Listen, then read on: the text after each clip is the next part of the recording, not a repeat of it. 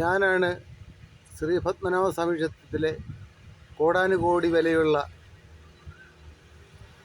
നിധിശേഖരം കണ്ടെത്താൻ സഹായകമാകുന്ന വിവരം അറിഞ്ഞ് DGP ഓഫീസിൽ ഫോൺ മുഖാന്തരം അറിയിപ്പിച്ചത്. അതിനുശേഷം എന്നെ 3 ക്രിമിനൽ കേസിൽ പ്രതിയാക്കി.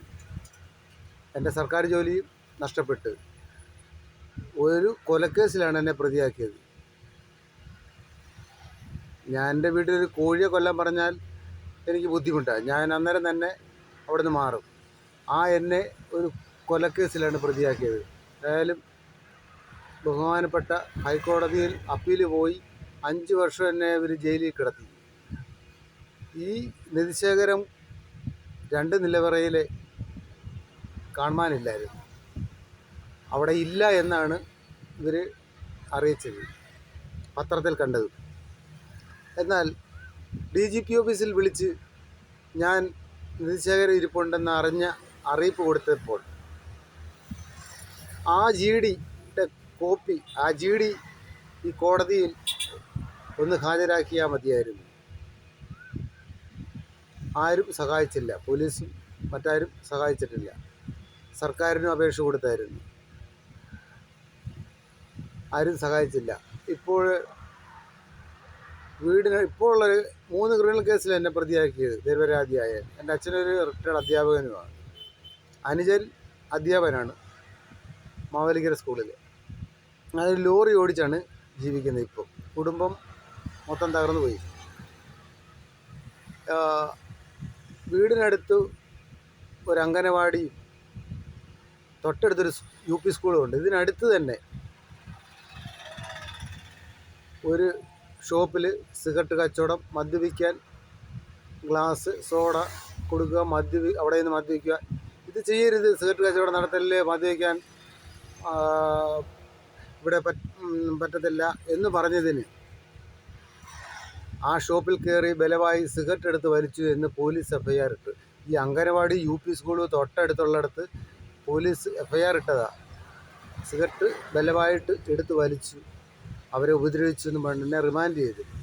ഞാനിപ്പോൾ വിവരാവകാശ നിയമം 2005 ചോദിച്ച് ഈ 17-ാം നമ്പർ മാന്നാർ കടപ്പുറമടം ജംഗ്ഷനിലെ 17-ാം നമ്പർ അംഗനവാടിയുടെ അടുത്ത് UP സ്കൂൾ പ്രവർത്തിക്കുന്നുണ്ടോ എന്ന് വിവരാവകാശ നിയമം എഴുതി ചോദിച്ചിട്ട് എനിക്ക് ഈ വിവരാവകാശ നിയമം അവർ തന്നിട്ടില്ല ഇതുവരെ.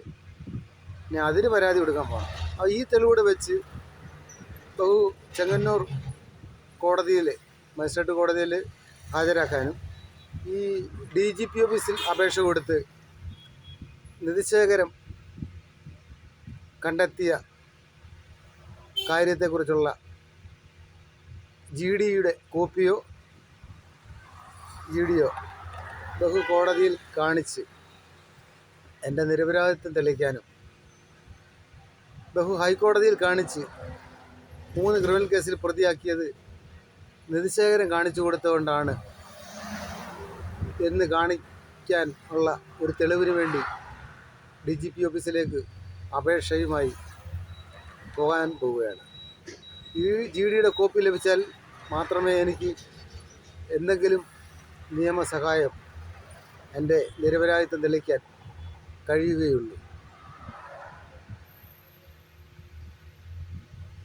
അച്ഛൻ റിട്ടയർഡ് അധ്യാപകനായതുകൊണ്ട്,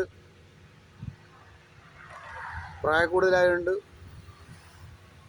ഒന്നും പറ്റുന്നില്ല. അനുജൻ മാവേലിക്കര സ്കൂളിലെ അധ്യാപകനാണ്. ഞാൻ ഒരു ലോറി ഓടിച്ചാണ് ജീവിക്കുന്നത്. ഇപ്പോൾ ഒരാൾ +2 പാസ്സായിട്ട് പഠിക്കാൻ മാർഗമില്ല, വീട്ടിൽ വെറുതെ ഇരിക്കുകയാണ്. ഒരു കുട്ടി +1 പഠിക്കുകയാണ്. ഭാര്യയൊക്കെ ഇവർ തന്നെ ഡൈവേഴ്സാക്കി മാറ്റിക്കളഞ്ഞു.